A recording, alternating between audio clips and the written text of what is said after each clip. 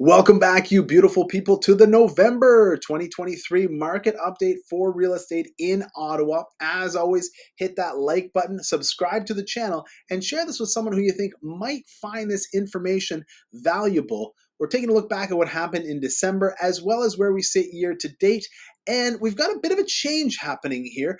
You can see on the right-hand side with these hexagons, if you've been watching for any length of time, you'll notice that it's not broken up to overall residential and condos. We're looking at detached properties, semi or towns, and apartments, each separately. The way things are being reported is a little bit different, so we're just going to get right into it here. Detached properties, we sold a total of 427 in the month of October. It's an increase over October 2022 of 1.7%, and the average price is up by 4.8%.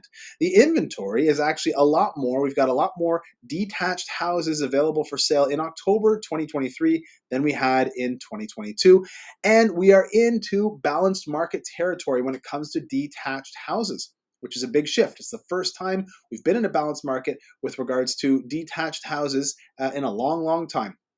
Year to date on the detached side, you can see the total number of sales is down by 10.3%, and the average price is down by 6%, sitting at about $825,000.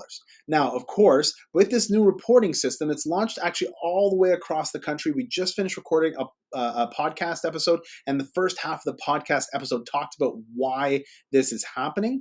It'll be a little bit disconcerting with these year over year numbers. You can see there's a lot less data in there than I normally put, but it's going to make the reporting faster, and it's going to make it so that you can compare detached houses here in Toronto and Vancouver, Montreal, right across the entire country. So it's a bit of a step backwards for hopefully a better step forward.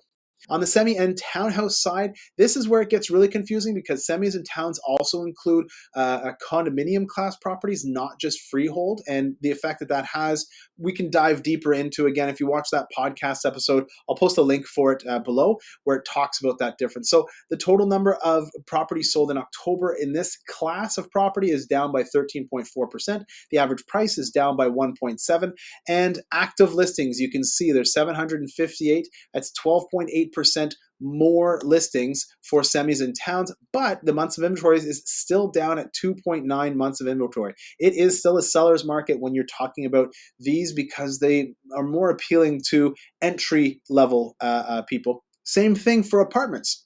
Sorry, before we get into apartments, we'll do year to date. I'm getting caught up too. The total number year to date of towns and semis is down by 13.6%. The average price is down by 8%. And again, it's the least expensive way to get into a residential class, but it's convoluted because it's also reporting condo ownership, semi and townhouses. So it makes it a little bit confusing. If you look at the average price at 517, you probably can't find a residential semi or townhouse for that low a price, but that price is kept lower because we're also comparing to condo ownership. Remember, when you own a condo, you're paying condo fees over and above, and a lot of times it breaks down to the monthly payment for people. Anyways, if you'd like an idea of how all this matters to you, reach out. There's a Calendly link below, and we can have a one-on-one conversation if this is confusing, because there's even a lot of agents that are on our agent talk groups that find it pretty confusing.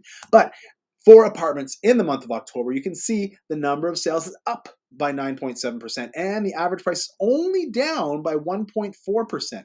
Active listings, you can see there's 9.4% more than there were in October 2022, and we've got 3.7 months of inventory, so it is still a seller's market. Remember, as soon as it pushes over 4, it gets between that 4 and 6 range, then we're in balanced market territory.